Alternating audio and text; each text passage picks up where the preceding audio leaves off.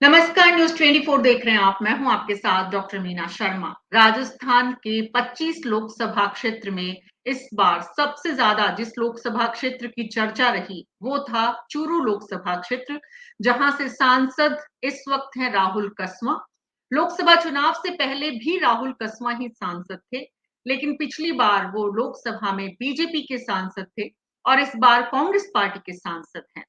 राहुल कसवा का परिवार पिछले 35 साल से चूरू की राजनीति में है और विधायक से लेकर सांसद जनप्रतिनिधि के रूप में राहुल कसवा के पिता भी राम सिंह कसवा भी सांसद रहे और उसके बाद उन्होंने भी चूरू लोकसभा क्षेत्र का प्रतिनिधित्व देश की सबसे बड़ी पंचायत में किया।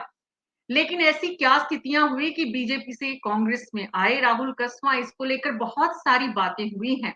लेकिन अब 6 महीने जब विधानसभा चुनाव को हो चुके हैं और यहाँ पर सरकार ने बीजेपी की सरकार ने काम करना शुरू कर दिया है, तब चूरू लोकसभा क्षेत्र के सांसद राहुल कसवा कांग्रेस पार्टी में रहकर किस तरह अपने लोकसभा क्षेत्र के लिए काम करवा रहे हैं, क्या उनका अपने लोकसभा क्षेत्र को लेकर इस वक्त सोच है, क्या योजनाएं हैं और साथ ही आने वाले उपचुनाव को लेकर उनकी किस तरह की तैयारियां हैं।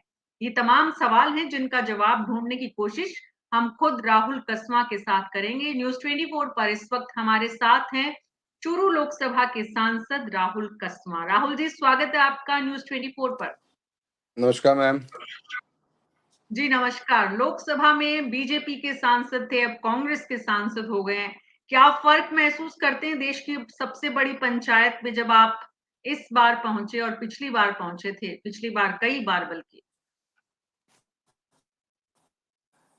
मैम फर्क तो मैं ऐसे कुछ ये महसूस करूंगा कि चैलेंजेस बहुत थे मेरे सामने, और मेरे को मैंने एक थॉट के ऊपर अपनी एक वॉइस को रेज किया था। इलेक्शन में जाना उस परिस्थितियों में जब 2 मार्च की बात सोचेंगे तो बीजेपी 400 पार के सपने के साथ में आगे बढ़ रही थी और देश में कहीं ना कहीं पॉजिटिव उनको लगता था माहौल है। उसके साथ मैंने जब वॉइस अगेंस्ट सिस्टम की रेज की थी तो मुझे विश्वास अपने पर था कि जीत मिलनी है, पर जनता का मुझे आशीर्वाद मिलेगा तो उसके मैसेजेस बहुत अलग जाएंगे। और एक अच्छा इलेक्शन हमने कंटेस्ट किया, फोकस्ड रहे, अपनी कॉन्स्टिट्यूएंसी तक रहे, लिमिटेड हम, और हमने इश्यूज के ऊपर बात करी और पब्लिक ने हमारा भरपूर साथ दिया। और कांग्रेस पार्टी का बहुत धन्यवाद हमेशा देते आए हैं इस बात को लेकर कि उन्होंने अपने परिवार का सदस्य बनाया है। और मेरे फादर की लेगेसी को, एक लंबा सफर राजनीति में रहना, पब्लिक का दिल जीतना आसान नहीं होता है, सफर ये बहुत टफ होता है। और हम उस चीज के अंदर आगे बढ़ रहे थे, बड़ी साफ और सुथरी हमने एक राजनीति करी।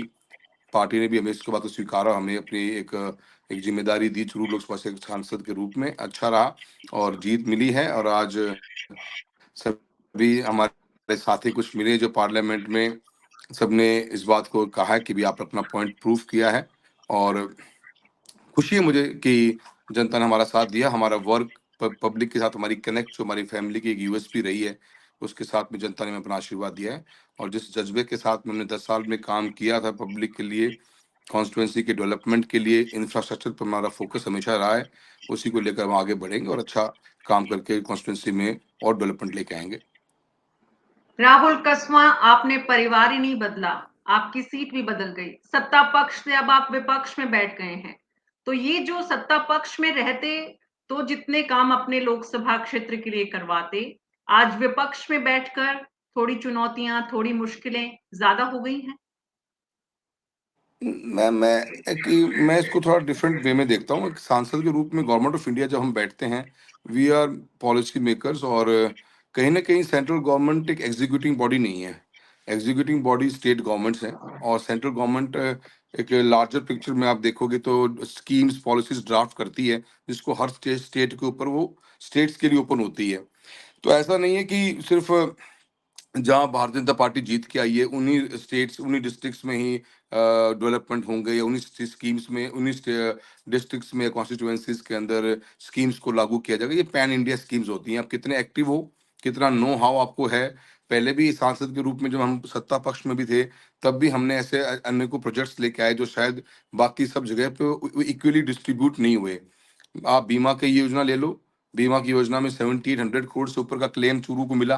राजस्थान में हम नंबर 1 पे हैं। काफी स्टेट्स ऐसे हैं जहाँ पे क्लेम्स आए ही नहीं बिल्कुल भी।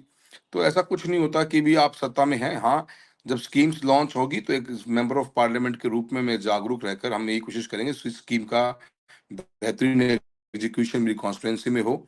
अच्छे हम प्रोजेक्ट्स लेके आएँगे, फ़ोकस्ड होंगे और अनेकों प्रोजेक्ट्स पाइपलाइन में पहले भी हम छोड़ के गए थे, उन्हीं को परस्यू करेंगे और मैं नहीं मानता कि जब देश के प्रधानमंत्री कहते हैं कि विकसित हिंदुस्तान बनाना है, विकसित राष्ट्र 2047 में बनाना है, तो चूरू भी विकसित बनेगा, उसको कैसे आप नज़रअंदाज कर सकते हो?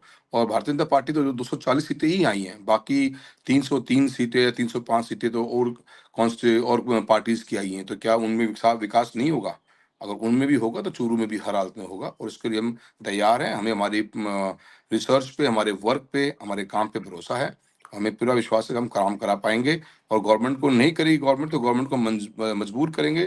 फ्लोर ऑफ द हाउस के ऊपर क्वेश्चंस रेज़ करेंगे, इश्यूज़ को आगे बढ़ाएँगे और मजबूर होगी गवर्नमेंट की कि उनको उस पॉलिसीज़ का फ़ायदा हमारी कॉन्स्टिट्यूएंसी को देना ही पड़ेगा। राहुल कसवा जी, आप जिस परिवार में जन्मे, जिस परिवार में बड़े हुए, जिस विचार और सोच के साथ आपका बचपन और जवानी निकली, आप आज उस परिवार को और उस विचार को छोड़ चुके हैं। अफ़सोस होता है? देखिए मैम, छोड़ना हमने नहीं छोड़ा कभी, छुड़वाया गया। पार्टियों के अंदर स्ट्रक्चर ऐसे बन जाते हैं कई-कई बार कि पार्टी बड़ी हो जाती है तो छोटे कार्यकर्ताओं की वैल्यू खत्म हो जाती है और कुछ लोग बैठे होते हैं जो सिस्टम को इतना मिसयूज़ करते हैं, सिस्टम को मैनिपुलेट कर लेते हैं अपने फ़ायदे के लिए, अपनी राजनीतिक रोटियाँ सेकते हैं। ऐसे लोगों के खिलाफ में आप पार्टी के नाम के ऊपर तो शांत नहीं बैठ सकते। शायद पार्टी अगर नहीं आँख खोल रही है, हमने कई बार चेताया भी इस बात को लेकर कि आप ये गलत कर रहे हो, अन्याय कर रहे हो। 34 साल का सफ़र हमारा भी है। हमारा भी एक फर्ज बनता है या हक बनता है कि कोई हमसे आके बात तो करे। ऐसा एक ऐसा सिस्टम हम अपन क्रिएट कर दें और अल्टीमेटली एक डेमोक्रेसी है और इंडिया एक डेवलपिंग नेशन है। पब्लिक एट लार्ज की आज की रिक्वायरमेंट्स को पूरा करने के लिए लीडरशिप क्रिएट होती है। आप लीडरशिप आपकी वॉइस बन के दिल्ली, जयपुर पहुँचती है एमएलए, एमपीज़ के रूप में। ऐसे में अगर आप वो काम कर रहे हो और कोई एक व्यक्ति ठान ले कि नहीं यार इसका फ्यूचर तो मैं बनाऊँगा, तो फिर जनता क्या किस लिए बैठी? फिर जनता वोट डाल ही क्यों रही है? तो इसके ऊपर तो ये अन्याय है। ये इसमें पार्टी के चादर के नीचे आप छुप नहीं सकते कि भी पार्टी बहुत बड़ी है। पार्टी बड़ी है, पर पार्टी से बड़ी इंसानियत भी तो है। अगर आज राहुल कसवा, मेरा जब ही आप ये पार्टी का कहते प्रदेश हैं अध्यक्ष राहुल कसवा, जब आप ये कहते हैं एक व्यक्ति, तो सीधा-सीधा आपका मतलब होता है राजेंद्र राठौड़। क्या वाक़ई में आपको लगता है कि बीजेपी में राजेंद्र राठौड़ इतने ताकतवर और इतने मजबूत हैं कि आपकी टिकट वो कटवा दें? मैम, ताकतवर की बात नहीं है। अगर आप एक पिछले 5-4 साल का राजस्थान की बीजेपी का स्ट्रक्चर देखोगे, तो पॉलिटिकल अप्रोच की जो लोग थे, कितने थे बीजेपी के अंदर? संगठन मंत्री थे, प्रभारी मंत्री थे, दोनों बाहर के थे। सीपी जोशी अध्यक्ष के रूप में नए हैं, चित्तौड़गढ़ से मेरे साथ ही हमारे एमपी बने थे। इतना बड़ा स्टेट को समझ ही नहीं पाते। फोर्थ पर्सनल जो पिछले काफ़ी सालों का एक्सपीरियंस लेके एक पॉलिटिकल पर्सन कोई था, तो राजेंद्र राठौड़ जी थे वहाँ बैठे हुए, जो सिस्टम को मिसयूज़ कर रहे थे। कोई चूरू के बारे में बात करना नहीं चाहता था क्योंकि उन्होंने अपना एक ऐसा ऑरा क्रिएट कर रखा था कि पूरा शेखावटी बेल्ट और पूरा नॉर्थ और नॉर्थ वेस्ट राजस्थान उनके हाथों से चलता है। चलता नहीं है मैम ऐसे। और जनता ने जवाब चुनाव में दे दिया और इस चुनाव में भी जो करारी हार शेखावटी बेल्ट से मिली है और नॉर्थ वेस्ट राजस्थान से मिली है, वो ये मैसेज देती है कि राजेंद्र राठौड़ जी ही ऐसा नहीं है कि वही व्यक्ति है जो पूरी भाजपा चलाते हैं। जनता चलाती है, जनता आशीर्वाद देती है, जनता वोट देती है। तो इन्होंने मिसयूज किया है अपनी पोजीशन का और कई जो पार्टी के वरिष्ठ लोग थे, वो लोग उसके ट्रैप में आ गए और उसका नुकसान भुगतना पड़ा। ये मैं नहीं कहता, आज भाजपा के सीनियर लोग भी कहते हैं। कुछ बंद आवाज में कहते हैं, कुछ खुल के बोलते हैं और कईयों ने खुल के बोला भी इस बात को है कि आप अकेले इतने बड़े कैसे हो गए? तो उनके हुँ। ये वो बड़े नहीं हैं, पर ठीक है एक सिस्टम के अंदर वो मैनिपुलेट करके चले गए।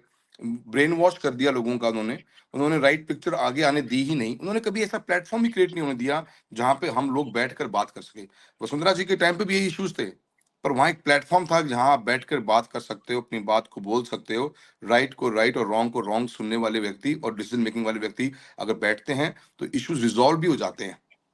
तो ये एक बहुत बड़ा वैक्यूम था बीजेपी में पिछले 3-4 सालों से, जिसका हर्जाना भाजपा ने भुगता है और ये अभी भी आप सुधरा तो नहीं गया दिल्ली कि में आज थे भी। राहुल कसवा, आप तो दिल्ली में थे सांसद के रूप में। आपकी मुलाकात दिल्ली में केंद्रीय नेतृत्व से, आला कमान से और लीडरशिप में और जो इफेक्टिव लोग हैं, उनसे ज़्यादा होती थी तुलनात्मक रूप से राजेंद्र राठौड़ के।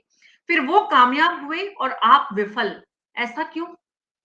देखिए मैम, मैंने तो कभी लाइफ में ऐसी चीज़ आके मैंने अपने वर्क पे फ़ोकस किया है।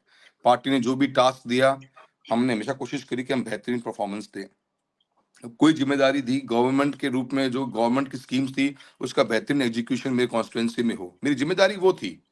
मैं किसी के पास जाके क्या बोलूँ कि भी मेरे को इलेक्शन लड़ना है या मेरे को चुनाव की टिकट देनी चाहिए। मेरा काम अच्छा होगा, मेरी प्रेज़ेंस अच्छी होगी, पब्लिक में मेरी कनेक्ट होगी, पार्टीज़ अपने आप ज़िम्मेदारी पिछले 34 साल से देती आ रही है। पर किसी पार्टी में किसी एक व्यक्ति ने इस चीज़ को, अब मेरे को आज तक किसी ने बुलाया नहीं, कभी किसी ने पूछा नहीं, और आगे चल के मेरे जाने की मेरा टेम्परामेंट नहीं है, ना मेरा नेचर ऐसा। ना मैं कभी किसी के पास जाता हूँ। मैं सिर्फ़ वर्क के लिए जाता हूँ और वर्क के लिए मैंने कॉन्स्टिट्यूएंसी में राहुल काम कस्बा किया जी, है। आपकी बात में बड़ा विरोधाभास है। अगर काम करते हैं आप, तो आपको किसी के यहाँ धोख लगाने की ज़रूरत नहीं है। आपका ये विश्वास पार्टी में फलीभूत नहीं हुआ, यानी पार्टी में काम करने वालों से ज़्यादा इस तरह के लोगों की सुनी गई या इस तरह के लोगों की ज़्यादा जगह है, आपको ये समझ में आया? 100% मैम, ये तो इसका तो मैसेजिंग तो यही जाती है। मैंने इलेक्शंस के टाइम पे भी कहा था, राजेंद्र जी को चैलेंज किया था कि अगर आप एक काम बता दो, बीतने 33-34 साल से आप भी एक विधायक के रूप में, मंत्री के रूप में चूरू में रहे हो, एक बिग टिकट प्रोजेक्ट चूरू के लिए आप लेके आए हो, बता दो। और आपके द्वारा बनाया गया सिर्फ एक आरओबी बना है, जिसको तोड़ना पड़ेगा, जिसकी कंस्ट्रक्शन में फॉल्ट है, उसकी कंस्ट्रक्शन के 4 साल बाद इसे तोड़ने के लिए नौबत आ चुकी है। एक काम बता दीजिए और हम आपको 50 काम गिनाएँगे।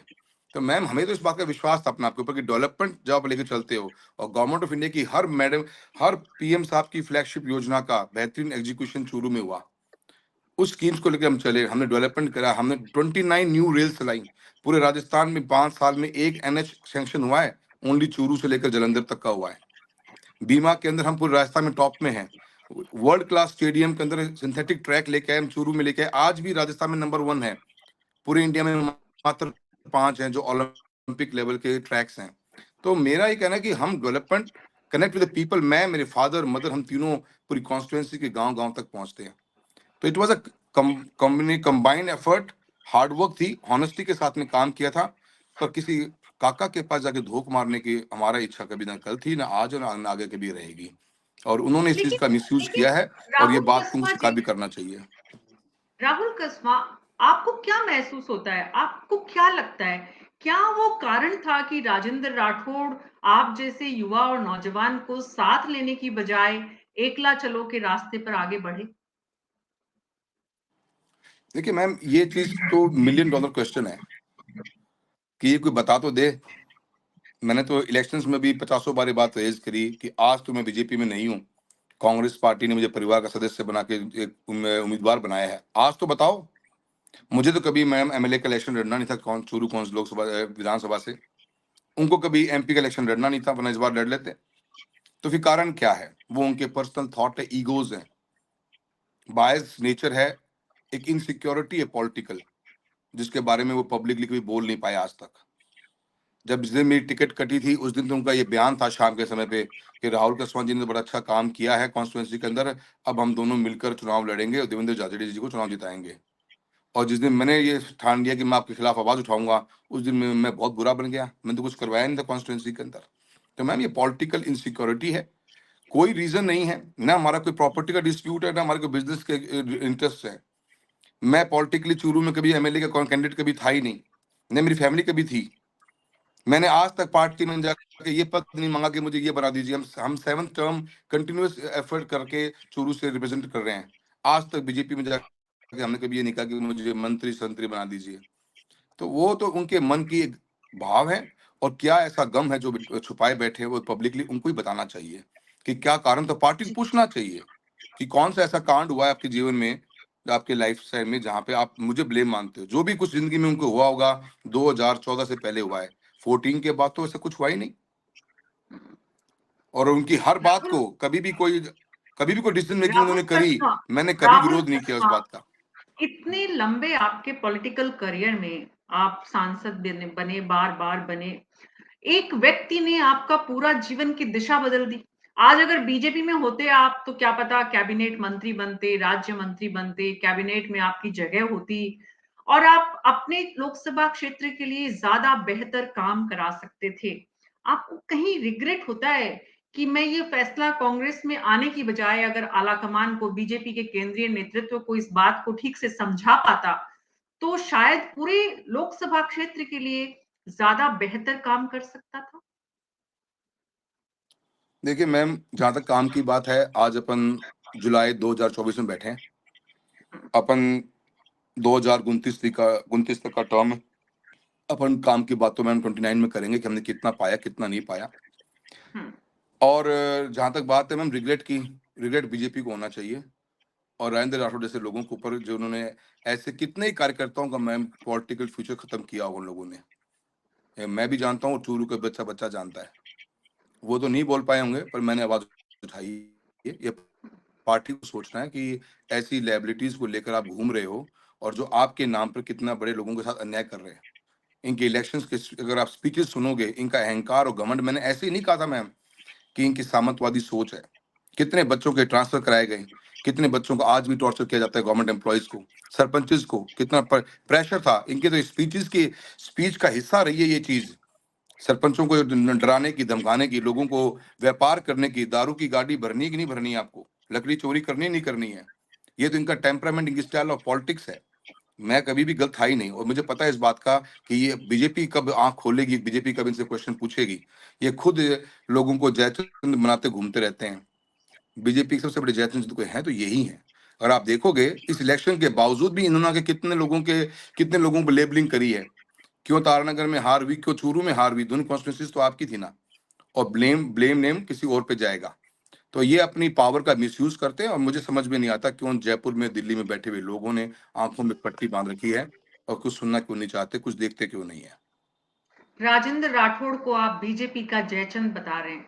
लोकसभा क्षेत्र चूरू, अभी भी सबसे ज्यादा उपस्थिति वहां पर राजेंद्र राठौड़ की है। आप अपने लोकसभा क्षेत्र के लिए क्या कुछ ऐसा करना चाहते हैं आने वाले 29 तक? जरा विस्तार से बताइए आपकी योजना लोकसभा क्षेत्र चूरू के लिए। मैम, योजनाएं इंडिया इंडियन गवर्नमेंट के पास का, हम कभी भी एक पर्टिकुलर फोकस होकर काम नहीं करते मैम। अदरवाइज तो फिर मैम बड़ा अन्याय हो जाएगा कॉन्स्टिट्यूंसी के साथ में। मेरा विजन और मेरा काम करने का नजरिया बिल्कुल डिफरेंट है। गवर्नमेंट ऑफ इंडिया की जितनी भी मिनिस्ट्रीज हैं, हर मिनिस्ट्री के पास हमें अपना एक प्लान है, अपनी एक स्कीम है, अपना एक बजट है। उस स्कीम, उस प्लान, उस बजट को मैं मेरी कॉन्स्टिट्यूंसी में कैसे लेके आऊं, वो मेरी टॉप मोस्ट प्रायोरिटी होनी चाहिए। अगर स्पोर्ट्स मिनिस्ट्री कुछ खेलो इंडिया सेंटर लेके आई है, तो पूरे इंडिया में 62 खुले थे एक साथ। पहली लिस्ट में 5 चूरू में थे मैडम। पूरे हिंदुस्तान में 62 की लिस्ट थी, 5 चूरू में थे। खेलो इंडिया सेंटर में इंफ्रास्ट्रक्चर को डेवलप करना था, तो चूरू में पहला स्टेडियम हमने बनाया सिंथेटिक ट्रैक का। बीमा योजना आई तो उसका बेहतरीन एग्जीक्यूशन चूरू में हुआ, 1700 करोड़ से क्लेम डिसबर्स किए हमने।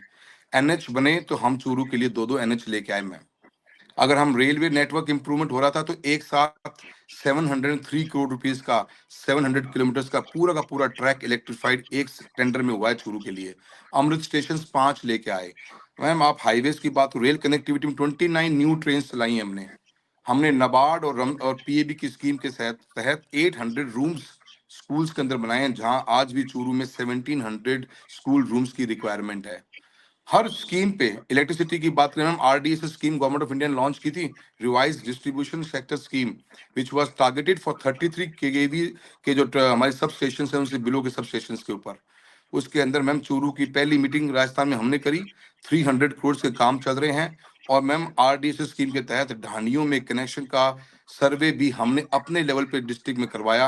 48,000 ढानियों को आज भी लाइट देनी है, जिसमें 6,000 फर्स्ट लॉट में आरडीएस स्कीम से हमने सैंक्शन कराई। जेजेएम के अंदर पूरे डिस्ट्रिक्ट का टेंडर निकला मैम, आज तक वो खाली तारनगर के टेंडर लगा नहीं। तो इट्स नॉट अबाउट कि मैं एक चीज फोकस्ड हूँ, मेरा हर डिपार्टमेंट पे नजर है। केंद्रीय विद्यालय खोलने के लिए हम प्रयासरत हैं, सुजानगढ़ में एक नया केवी खोलना चाहते हैं। आप जिस स्कीम का नाम लोगे, उस स्कीम के अंदर चूरू कहीं ना कहीं नजर जरूर आएगा। पहली लॉट के अंदर हिंदुस्तान की सरकार ने जो फैसला लिया था कि हम, राहुल कसबा जी। लास्ट बोलूंगा, लास्ट एक लाइन बोलूंगा। जब 5 मेडिकल कॉलेजेस की बात चली थी मैम, चूरू का नाम नंबर 1 पे था उसमें, पांचों के अंदर। उसके बाद तो पूरे डिस्ट्रिक्ट्स में बन गए।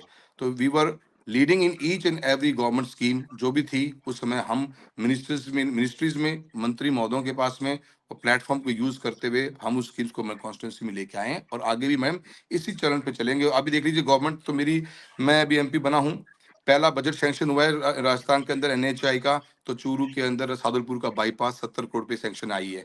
हमने चूरू सिटी के बाईपास की बात करी जहाँ पे काफी पैसा लगना है, पर वो स्टेट गवर्नमेंट ने हाफ हार्टेडली कुछ सैंक्शन करा है। अभी न्यू रेल्स चल रही हैं, उसके अंदर भी हम चूरू को भी एक नई, बहुत जल्द नई 2 ट्रेन देने वाले हैं। तो हमारी कोशिशें जारी हैं और आपने आगे भी बीजेपी चलती का रहेंगी। इतना नुकसान किया है राहुल कसवां जी, अब आपको कैसे मिलेगी सेंटर की और स्टेट गवर्नमेंट की योजनाएं, उनका फायदा? मीना जी आप देखना, ये मिलेंगी, ये हर हालत में मिलेंगी। हम लाइन में हैं और बहुत आगे खड़े हैं। हमने हमारा होमवर्क एडवांस में कर रखा है, कोई डिनाई नहीं कर सकता मैम। कहीं लिखा हुआ नहीं है किसी भारतीय जनता पार्टी के दोबारा जीते गए सांसद उन्हीं की विद लोकसभा में ही काम होगा।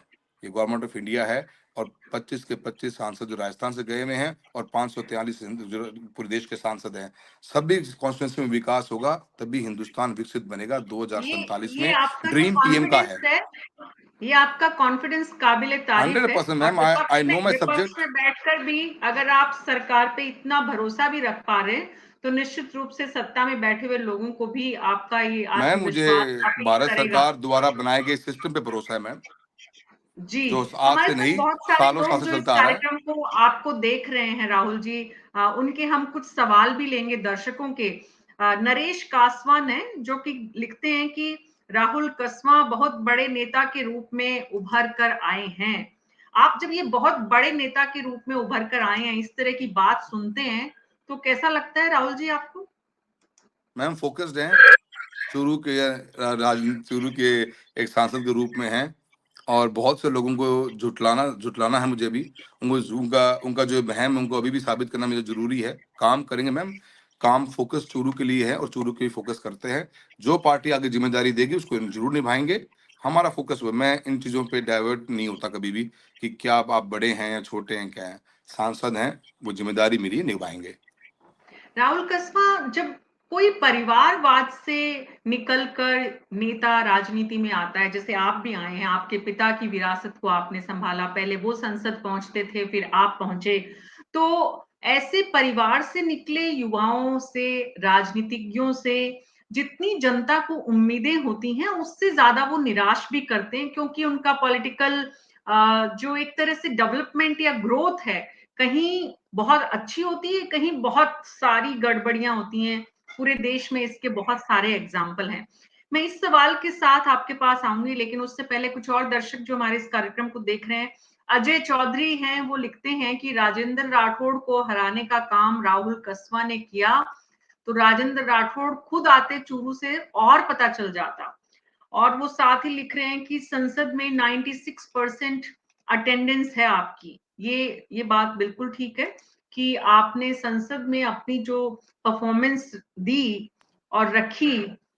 बीजेपी इस वक्त, क्या वापस बीजेपी के कुछ लोग केंद्र से या स्टेट लेवल के जो ये सोचते हैं कि आपके साथ सही नहीं हुआ, आपसे वापस संपर्क कर रहे हैं राहुल कसवा जी? नहीं मैम, कोई संपर्क नहीं और कोई संपर्क होने की गुंजाइश भी नहीं, क्योंकि मैं कांग्रेस की पार्टी की तरफ से उम्मीदवार था और जनता ने मुझे कांग्रेस के सांसद के रूप में जिम्मेदारी दी है। मैं उसी को निभाऊंगा और मैं फोकस्ड हूँ। हम ऐसे इश्यूज को रेज करेंगे। आज ऑपोजिशन में है, ऑपोजिशन की भूमिका को निभाएंगे। हर उस स्कीम को जो गवर्नमेंट ऑफ इंडिया ने लॉन्च करा, उसमें क्या लकूने रह गए, आज तक क्यों एग्जीक्यूट नहीं हो पाई, क्या उनका प्रोसेस रहा, क्या उनका आज का परफॉर्मेंस रही, उन सब इश्यूज को रेज करेंगे। और मेरी कॉन्स्टिट्यूंसी की आज और पूरे राजस्थान की फॉर दैट मैटर सबसे बड़ी प्रॉब्लम है वो बिजली की प्रॉब्लम है। ऐसे मुद्दों पे फोकस करना जरूरी है। हम उन इश्यूज को, जैसे बीमा की प्रॉब्लम है मैम, आज हम 2024 खरीफ में बैठे हुए हैं। आपको जानकर अचंभा होगा कि 2023 खरीफ का बीमा आज तक डिसबर्स नहीं हुआ। कोई बोलने वाला नहीं है, कोई पूछने वाला नहीं है। ये सो कॉल्ड अंकल जी जो बैठ के बातें करते हैं बड़ी बड़ी, एक भी इनका स्क्रीनशॉट भी मिल जाए ना किसी टीवी के ऊपर कि आज जाके उस मंत्री महोदय से मुलाकात करी, ऑफिसर से मीटिंग करी, आप सत्ता में बैठे हुए हो। 450 करोड़ से ऊपर का क्लेम आना है चूरू लोकसभा क्षेत्र का मैम, 2023 खरीफ का आज तक डिसबर्स नहीं हुआ और 31 जुलाई लास्ट डेट है 24 खरीफ की।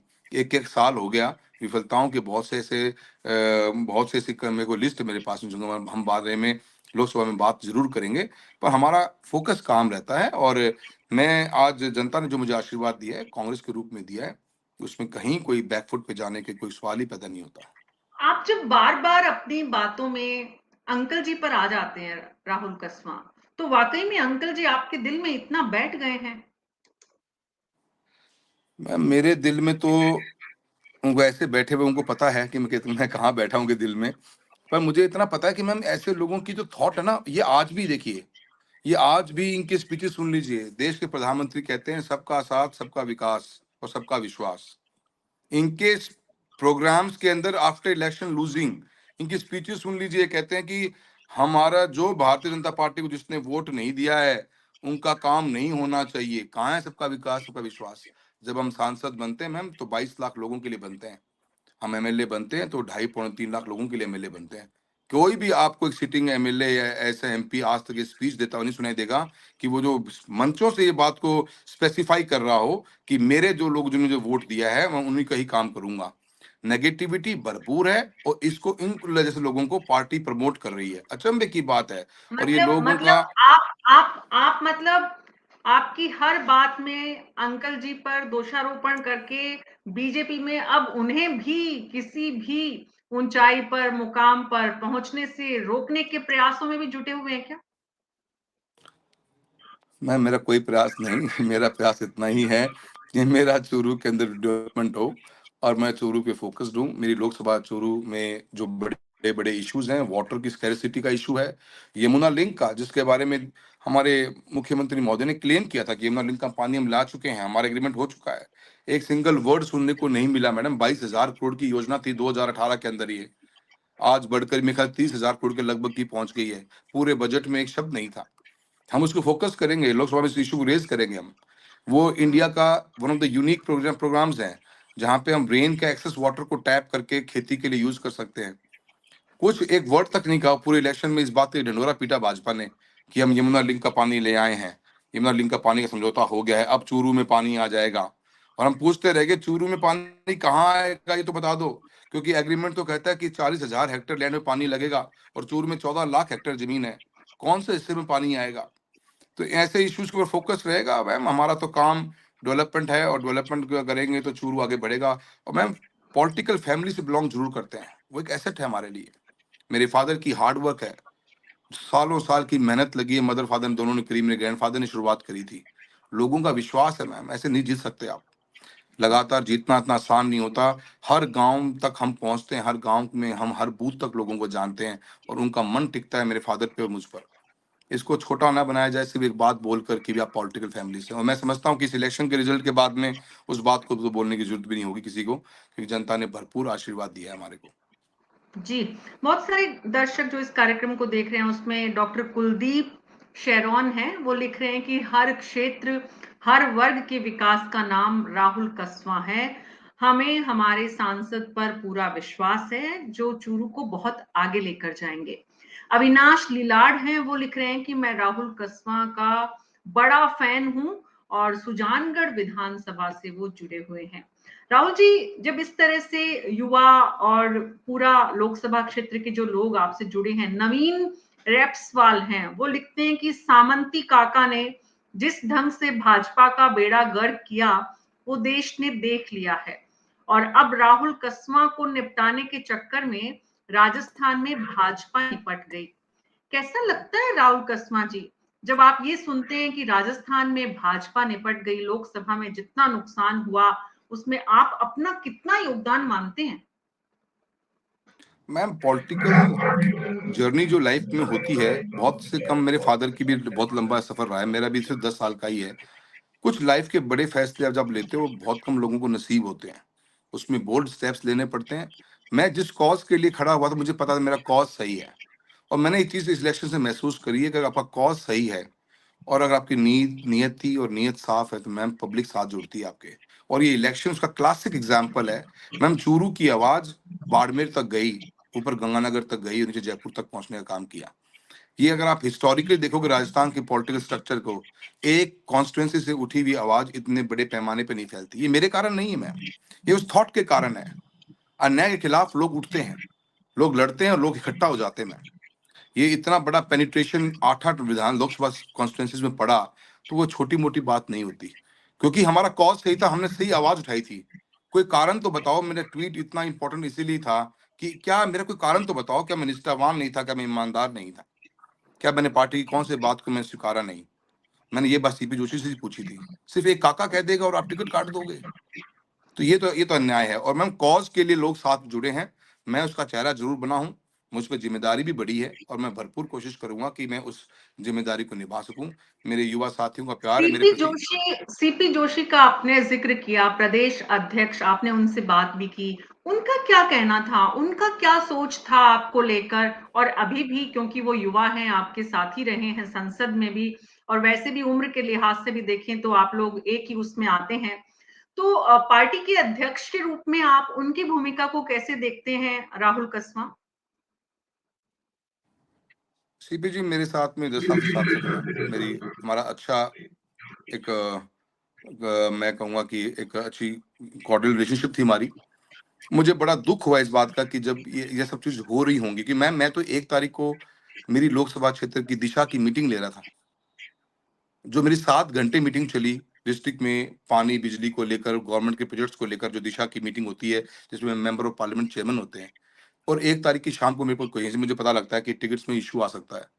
मैं तो शौक था कि मैं सीपी साहब को मैंने ये कोशिश भी कहा, मेरे अध्यक्ष महोदय आप मुझसे कम से बता तो देते, आप एक प्लेटफॉर्म तो क्रिएट करते, जब मेरा भी तो एक वॉइस तो सुनो। ये व्यक्ति आपके पास परमानेंट साथ रहते हैं, ये व्यक्ति आपको हर दिन मिसगाइड करते हैं, किससे लेटर लिखवा लिया, किनसे क्या हाँ भरवा ली, किससे क्या किया। आप एक मौका, एक 34 साल का सफर हमारा भी इस परिवार में रहा है, हमारे से कम से कम पूछने का हक तो बनता। आपने मुझे, मैडम टिकट इशू कभी था ही नहीं मीना जी, मैं आपको सही बताऊं। मेरे फादर ने, मेरी मदर ने, मेरे ग्रैंडफादर ने 48 सीपी ईयर्स जोशी ने क्या लगातार। बोला? सीपी जोशी ने आपको क्या मुझे बोला? मुझे उनकी खामोशी में बहुत कुछ समझ में आ गया। वो मजबूर थे, रहे होंगे, उनकी कुछ अलग मजबूरियां रहेंगी, प्रेशर रहा होगा, शायद वो डिसीजन नहीं ले पाए होंगे, शायद वो बहुत कुछ कहना चाहते थे पर कह नहीं पाए। मैं उनसे कुछ नहीं बोलना चाहता। तो मुझे पता, मैं स्टार्टिंग में एक बात कही, आपको उनके सिस्टम प्रति को कोई मैनिपुलेट किया नाराजगी गया। नहीं है? प्रदेश अध्यक्ष के रूप में आपको सीपी जोशी के प्रति कोई नाराजगी नहीं है? देखिए मैम, मेरे को ये मानना है कि अध्यक्ष पार्टी के सबसे बड़े, हमारे सबसे बड़ी हेड बॉडी वही होती हैं। किसी भी कार्यकर्ता का कोई भी दुख है या कोई बात है, उनको उनका फर्ज बनता है कि उसको प्लेटफॉर्म दें और उसकी बात को सुना जाए। वहां पे उनकी सबसे बड़ी विफलता रही है कि वो प्लेटफॉर्म ही क्रिएट नहीं कर पाए 6 8 10 महीने, जब से ये इश्यूज रेज हुए, कि जहां पे वो प्लेटफॉर्म में हम डिस्ट्रिक्ट के सभी एमएलए एमपीज बैठ के बात कर सके। मैं उनकी सबसे बड़ी ऐसा विफलता इस क्यों बात हुआ? की क्या मानता हूँ। कारण मानते हैं आप? ऐसा क्यों हुआ? मैं इसके बारे में, इसका देखो मैम, किसी और के मन में क्या है उसका जवाब तो मैं दे नहीं सकता, और ये नहीं, तो उनके सीपी मन साहब की खुद बात बताएंगे। नहीं, या वाकई में पार्टी में इतना उनके हैंड्स जो हैं वो फ्री नहीं थे? इसका मैसेजिंग तो ये जाता है, इसकी परसेप्शन तो यही गई है, पब्लिक ने इसको ऐसे परसीव किया कि अध्यक्ष महोदय कुछ बोल क्यों नहीं पाए। वो मेरे हुँ, साथ थे, हम सफर थे, हम साथ ही रहे हैं 10 साल तक। क्या एक सांसद की वो बात भी नहीं रख सकते? क्या ऐसा माहौल बना दिया कि वो बोल भी नहीं सकते कि भी राहुल जी को बुला लीजिए, सांसद को बुलाइए, बैठ के बात करते हैं, क्या इशू है? क्या हुँ, इतना बड़ा दबाव था एक व्यक्ति का कि आपने बोलने की, बुलाने की हिम्मत नहीं करी? एमएलए इलेक्शन के बाद में समीक्षा बैठक क्यों नहीं हुई मैम? एमपी इलेक्शन के हुँ, बाद में क्यों हुई? हुँ, तो मैम टिकट इशू बिल्कुल। कभी था ही नहीं। मैं आपको हुँ, टिकट की भी एक लाइन बताना चाहूंगा। मेरे फादर, ग्रैंडफादर ऑफ मदर ने 1977 से लगातार 2023 तक टिकट चुनाव लड़ा है एमएलए का। हम कभी जीते नहीं मैम वहां से। हम हुँ, मात्र 3 बार चुनाव जीते हैं, हमने 11 इलेक्शंस कंटेस्ट किए एमएलए के।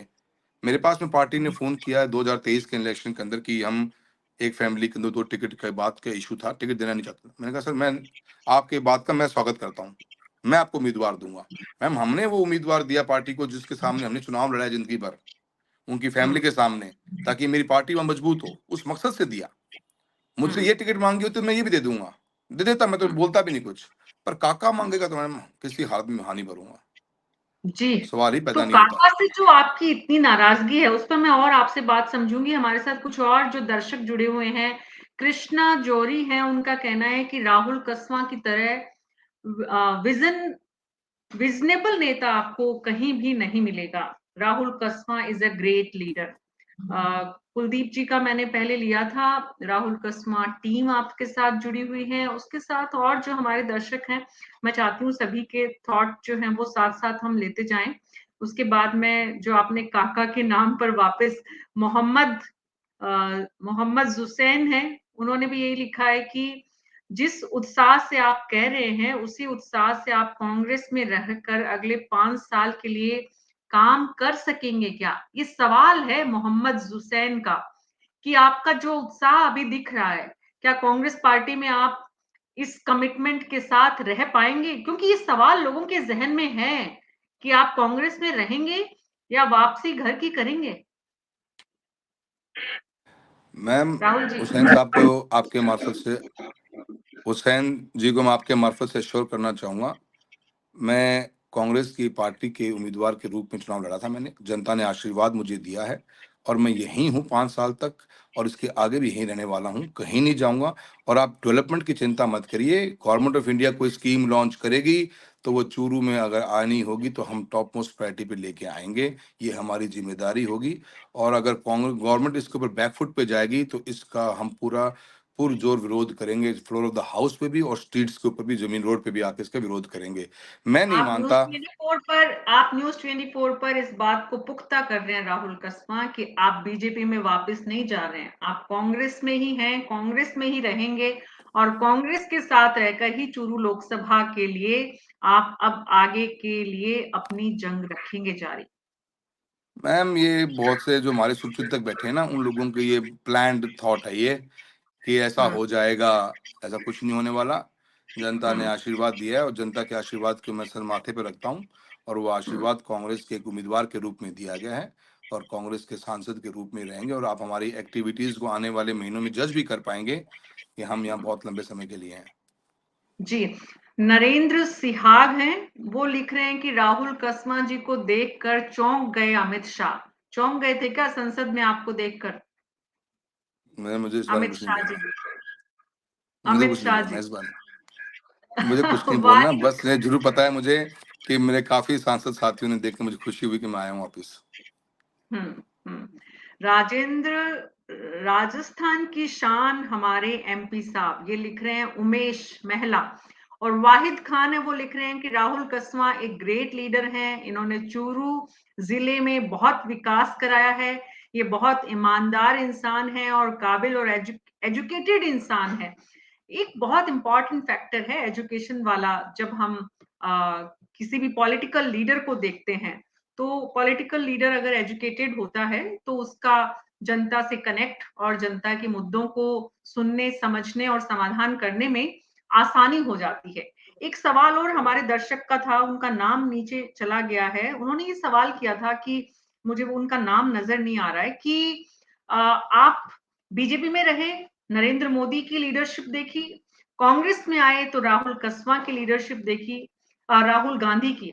राहुल गांधी से जब आप मिले और आपका परिवार मिला, तो राहुल गांधी से मिलकर आपको कैसा लगा, उनका क्या रिएक्शन था, ये सवाल है एक दर्शक का।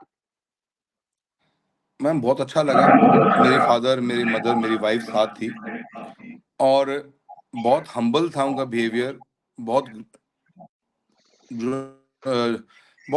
मैं कहूँ बहुत हम्बल, बहुत एक मेरे फादर को बड़े बड़े के रूप में काफ़ी उनसे, मेरी फादर की हेल्थ अच्छी नहीं चल रही फिलहाल अभी, उनके बैक में L1 में प्रॉब्लम है, तो काफ़ी उन्होंने इंटरेस्ट लेके चीज़ों को समझा और सजेशंस भी दिए अपने। और एक नई शुरुआत जो हमने करी है हमारी लाइफ में, हमारी पॉलिटिकल फैमिली 34 साल से हम बीजेपी में थे, उनको भी वो भी इस बात को समझते हैं, हमने एक नई शुरुआत करी है, तो बड़ा एक अच्छा पॉजिटिव माहौल में मेरे फादर मदर से उनकी ज़्यादा बात हुई है और मुझे बड़ी खुशी है इस बात की कि लीडर जिनसे आप कनेक्ट कर सकते हो, जिनसे आप बात कर सकते हो और वो आपकी फीलिंग्स को भी समझें और हमने जो हमारा विजन है वो आगे रखने की कोशिश की। राजस्थान के जो परिस्थितियां हैं आज की तारीख में और जो नया एक नज़रिया निकल के बाहर आया इस इलेक्शन के बाद में, उससे भी उनको अवगत कराया और मुझे लगता है कि बहुत अच्छी मुलाकात रही और बड़ी खुशी हुई कि मेरे आपने फादर कहा मदर को भी राहुल बहुत अच्छा कस्वां, लगा। आपने कहा कि एक ऐसे लीडर जिनसे मिलना आसान है, लेकिन आपको याद होगा वो दौर, और बहुत पुराना नहीं है, जब राहुल गांधी से उनकी पार्टी के प्रदेश अध्यक्ष और बड़े बड़े लीडर मिल नहीं पाते थे और इसीलिए कांग्रेस पार्टी आज जहां पर है, इतने लंबे समय तक, सबसे लंबे समय तक देश में शासन करने वाली पार्टी आज जिस दौर से गुजर रही है, राहुल गांधी वो और आज के राहुल गांधी में आप फर्क देखते हैं एक राजनेता के रूप में? देखिए मैम, मेरा तो वो एक्सपीरियंस है नहीं। मैंने तो एक अपॉइंटमेंट नोट करवाया था एंड विद इन 24 आवर्स मुझे अपॉइंटमेंट मिल गया था and I was welcomed with my family. तो मैं तो उस चीज़ के बारे में कुछ कमेंट नहीं करना चाहूँगा। यस, मेरी मुलाकात बहुत अच्छी रही और बहुत फैमिली ओरिएंटेड लगी और बहुत पर्सनल एक रैपो मेरे पेरेंट्स के साथ में जो राहुल सर ने बनाने की कोशिश करी है, जो बनाया उन्होंने, वो मुझे बहुत ज़्यादा अच्छा लगा और मेरे पेरेंट्स के भी दिल को वो चीज़ छुई है। तो आई तो थिंक कि आज जो मैं मिला है, मैं उसके बारे में बात करूँगा और मेरी नज़र में बहुत अच्छी फ्रूटफुल मीटिंग थी और एक हम लीडर से ये एक्सपेक्ट करते हैं और मेरे को 24 आवर्स में अपॉइंटमेंट मिलना ही मैं समझता हूँ कि मैं इसके बारे में कुछ मैं बोल ही नहीं सकता। फॉर मी इट्स जी। Much much better. Suraj Suraj Punia है, उनका कहना है राहुल कसवां ग्रेट लीडर है राजस्थान के। सूरज पूनिया, एक सतीश पूनिया भी है राजस्थान की राजनीति में और आपके ही होम टाउन से वो भी आते हैं। उनकी पूरे इस आपके बीजेपी से कांग्रेस की यात्रा में उनकी भूमिका को आप कैसे देखते हैं, क्योंकि वो प्रदेश के अध्यक्ष रहे हैं? देखिए, वो तो पार्टी के रूप में हर व्यक्ति को अपनी ज़िम्मेदारी मिलती है और वो अपनी ज़िम्मेदारी निभाते भी हैं। मुझे इलेक्शंस के अंदर बहुत सी कोशिशें करी गई, इलेक्शंस के मूड को डाइवर्ट करने के लिए, फ़ोकस हटाने के लिए। तो मैं बहुत से ऐसे शब्दावली का भी यूज़ किया गया, जो मुझे कभी मैं समझ ही नहीं पाया, ना मुझे कभी पसंद आई वो बात और मुझे बहुत दुःख भी हुआ था, कुछ लोगों ने बहुत हल्का भी बोला। पर मेरी नज़र मछली की आँख पर थी, तो मैंने कभी इसके ऊपर दिमाग ज़्यादा लगाया भी नहीं। पर मुझे थोड़ा दुःख ज़रूर हुआ कि कुछ लोगों ने जिनके साथ मेरा इतना लंबा सफ़र रहा है, उनके मन में मेरे प्रति ये भावना है, ये मुझे बीजेपी छोड़ने के बाद ही मालूम पड़ी। मुझे उस बात का दुःख है और हमेशा इस बात का रहेगा कि मैं समझ क्यों नहीं पाया इस बात को। कुछ लोगों ने मेरे बारे में बहुत हल्का बोला, जो मैं कभी सोच ही सकता नहीं था कि वो मेरे बारे में ऐसी राय रखते भी हैं क्या? क्योंकि शायद कहीं न कहीं मैं वॉशिंग मशीन से मैं बाहर आ गया था मैं, तो सारा मैल मेरे चिपक गया था और जो जिनको हम भाई साहब करके बात किया करते थे, जिससे हमारे ताल्लुकात थे, वो मेरे फैमिली तक भी पहुँच जाएँगे और जो लोग इस दुनिया में नहीं है, उनके बारे में उन्होंने इतने हल्के शब्द इस्तेमाल करे, वो दुःख तो है। पता नहीं कभी मौका मिला जिस दिन पूछूँगा ज़रूर कि ऐसी क्या बात थी जो कि आपको इतने मन में बात थी? ठीक है, इलेक्शंस में हम लड़ते हैं, एक-दूसरे के ऊपर बोलना फैमिली को लेकर बोलना मैं नहीं मानता कि कहीं से भी उचित है। कुछ लोगों ने बोला, ऐसा दुःख है मन में बहुत। जी, सतीश पूनिया, राजेंद्र राठौड़, ये 2 फैक्टर क्योंकि चूरू से जुड़े हुए हैं। एक और राजस्थान की राजनीति से जुड़ा हुआ नाम, जिनका आपने ज़िक्र भी किया, वसुंधरा राजे, शुरुआती उस बातचीत में। वसुंधरा राजे के आप काफ़ी करीबी माने जाते रहे हैं, माने जाते हैं। लोकसभा चुनाव से पहले, आपके टिकट कटने से पहले एक मीटिंग हुई थी जिसमें वसुंधरा राजे और नितिन गडकरी ने जितना आपका नाम लिया, वो भी आपके लिए नुकसानदायक साबित हुआ था क्या राहुल कसवां? मैं तो नहीं मानता इस बात को। वसुंधरा जी एक टॉल लीडर रही राजस्थान के अंदर और बीजेपी के अंदर लीडरशिप को क्रिएट करने का काम किया है। मैम, लीडर्स क्रिएट लीडर्स और शेखावत जी, बैरिस्टर शेखावत साहब थे, वो मेरे फादर को लेके आए। जब मेरे फादर सिर्फ सरपंच थे मैम, उससे पहले मेरे फादर एमएलए इलेक्शन हार चुके थे, सिटिंग सरपंच थे। वो मेरे फादर को बीजेपी में लेके आए थे। उन्होंने ग्रूम किया, उन्होंने हैंड होल्डिंग रखी। वसुंधरा जी ने भी उसी चीज़ को आगे बढ़ाया और राजस्थान के अलग-अलग पार्ट से अलग-अलग लीडर्स को क्रिएट किया, जो पब्लिक की वॉइस थी और मैडम ने वो रिस्पेक्ट पब्लिक में पाई भी है और काफ़ी लीडरशिप को क्रिएट भी किया। हमारी भी मैम ने हमेशा एक हैंड होल्डिंग रखी, एक पापा की इज़्ज़त बहुत थी मैम की नज़रों में और हमने भी उनका उतना ही मान-सम्मान रखा और आज भी मेरे मन में उस मान-सम्मान की वैल्यू है और मैं उनकी बहुत मान-सम्मान करता भी हूँ। लेकिन मैम उनके बीजेपी करीबी लोगों के टिकट काटे गए थे राहुल कसवां, ये फैक्ट मैम शीट है? ये ये मीडिया परसेप्शन है, मुझे नहीं पता, मुझे तो किसी ने बताया नहीं कि आप उनके नज़दीक क्यों हो। इन्होंने कहीं पार्टी ने कहीं लिख के दिया था कि भी किसी के नज़दीक मत जाना भैया टिकट काट देंगे या किसी ने पार्टी ने बताया भी लिख नहीं, के इन्होंने तो कहा ये भी नहीं दिया कि इन्होंने किसी आपका ने कहा भी टिकट नहीं। काट रहे हैं। पार्टी ने लिख के तो ये भी नहीं दिया आपका टिकट काट बिल्कुल रहे मैम, हैं। मुझे तो वो ज़रिया पसंद नहीं है। पार्टी कह देती कि जो भी 2 बार के सांसद हैं, उनको इस बार मौका नहीं दिया जाए। कोई अफ़सोस नहीं था, हम पहले लोग हम होते मैम, टिकट लेते ही नहीं।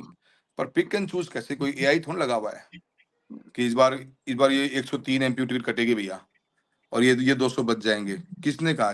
कहाँ लिखा हुआ है? क्या प्लेटफ़ॉर्म है? अगर प्लेटफ़ॉर्म कोई नीट एंड क्लीन कोई एसओपी है इसकी, तो वो सब पे लागू होनी चाहिए। पिक एंड चूज़ क्यों?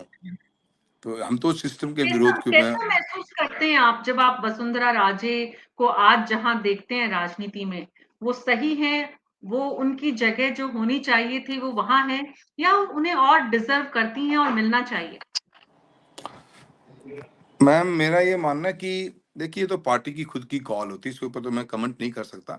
पर जो भी कुछ हुआ है, पब्लिक आई में है, वो बड़ा ह्यूमिलेटिंग है और ये इलेक्शंस के अंदर ये मुद्दा भी रहा, इसको कोई डिनाय नहीं कर सकता।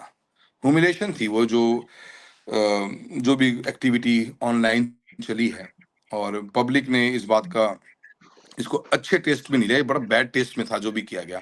डेलिब्रेट था वो जो भी किया गया, वो किस मकसद से किया गया, वो तो वो लोग बता सकते हैं भी क्यों किया गया ऐसा। क्योंकि आज से पहले कभी न देखा गया था, ना कभी सुना गया था कि आपकी लीडरशिप जब इलेक्ट हो रही होती है, तो वो लाइव चल रही होती है। वो अनाउंस्ड होती है और यही सुनने में आया था, यही हमने आज तक हिंदुस्तान के अंदर अलग-अलग सरकारें बनी हैं, देखा है। पर जो उस समय हुआ और अनेकों प्लेटफ़ॉर्म्स पे हुआ, वो तो पब्लिक में एक मैम की ह्यूमिलिएशन दिखी पब्लिक में और पब्लिक मन में उनके प्रति एक रिस्पेक्ट का लेवल है, वो ऊँचा ही उठा है। आप अपना तो आदर्श मैं तो इतना ही कह मानते हैं सकता हूँ, बाकी वसुंधरा राजे को, राहुल कस्वाल जी? आपकी देखिए मैम आदर्श टॉल है लीडर हैं वसुंधरा राजे? और देखिए मैम टॉल लीडर हैं और हमेशा लीडरशिप को क्रिएट किया है और विजनरी लीडरशिप रही है उनकी। इसलिए हर आदमी के मन में उनके प्रति इज्जत और मेरे मन में भी उनके प्रति बहुत ज़्यादा इज्जत है। मेरे फ़ादर के अभी साथ सुना उनका बहुत कि अच्छा रैपो है। विधानसभा में उन्होंने अपने समर्थक विधायकों को कहा था कि थोड़ा वेट करिए, हमारे अच्छे दिन आएँगे। मैम इसके बारे में कुछ नहीं कहता हूँ। पर मुझे इतना ज़रूर है कि भाजपा के अच्छे दिन जाने वाले हैं। भाजपा के अच्छे दिन जाने वाले हैं, लेकिन सत्तारूढ़ तो सरकार इस वक्त राजस्थान प्रदेश में भाजपा की है, केंद्र में भी भाजपा की है। केंद्र की जब हम बात करते हैं, राहुल कस्वां सांसद के रूप में आपने जिस लीडर के साथ काम किया, एक तरफ नरेंद्र मोदी है, ग्लोबल लीडर है और दूसरी तरफ राहुल कस्वां है, जिनके नेतृत्व में आज आप कांग्रेस पार्टी में काम करेंगे। पार्टी के रूप में अगर देखें तो आज आपके लीडर राहुल गांधी और पहले आपके लीडर नरेंद्र मोदी। दोनों लीडर में आप क्या फ़र्क देखते हैं?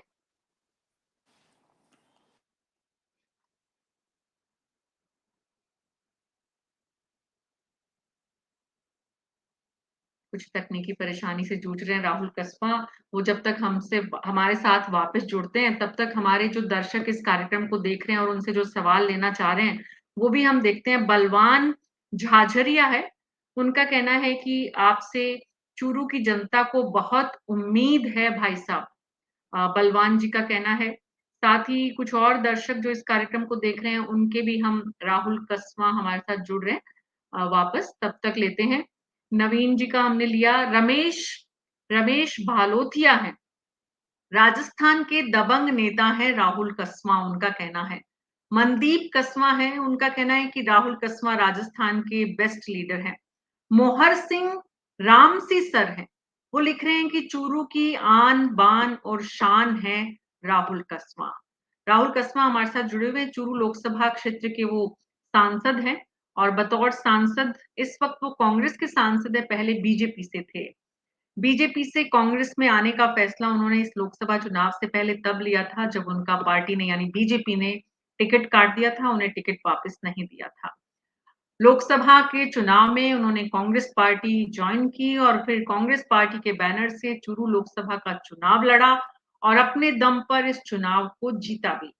राहुल कस्वां का इस पूरे चुनाव के दौरान आरोप था कि राजेंद्र राठौड़ जो हैं, उनकी वजह से वो चुनाव हारे हैं और राहुल कस्वां ने ये भी कहा कि पार्टी ने उनकी नहीं सुनी और राजेंद्र राठौड़ की पूरी सुनी। अगर पार्टी उनकी सुनती, तो ऐसे मुकाम पर नहीं पहुँचती। अब राहुल कस्वां का कांग्रेस पार्टी में रहकर जो कुछ अपने लोकसभा क्षेत्र में करने का सपना है, उस पर उन्होंने विस्तार से हमें जानकारी दी।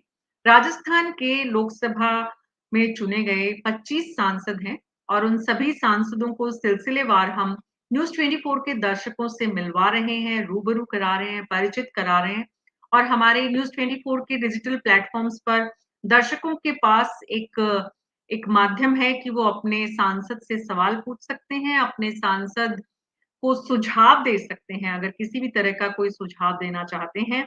अपने लोकसभा क्षेत्र के मुद्दे बता सकते हैं। अशोक पांगल हैं, वो लिखते हैं कि सामंती काका ने जिस ढंग से भाजपा का बेड़ा गर्क किया, वो देश ने देख लिया है। और सुरेंद्र राठी हैं, उन्होंने भी कुछ ऐसा लिखा है, चूरू के काका जो हैं वो एक बहुत मोरिया बोलेगा टाइप्स का एक बहुत लंबा ये राजस्थान कांग्रेस के अध्यक्ष गोविंद सिंह डोटासरा ने एक बहुत ही फ्रेज एक तरह से छेड़ा था और वो इस पूरे चुनाव के दौरान मोरिया बोल गया टाइप्स चला था। बहरहाल आज न्यूज़ 24 पर राहुल कसवा के साथ जो हमारी बातचीत हुई वो सभी दर्शकों ने देखी। आने वाले दिनों में हम आपके लोकसभा क्षेत्र के सांसदों को भी आपसे मिलवाते रहेंगे। अभी मेरे साथ इतना ही। नमस्कार।